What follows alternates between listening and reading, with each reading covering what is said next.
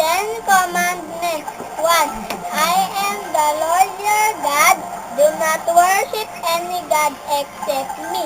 2. Do not misuse my name. 3. Do not make idols that look like anything in the sky or on the earth or in the ocean under the earth. Don't bow down and worship idols.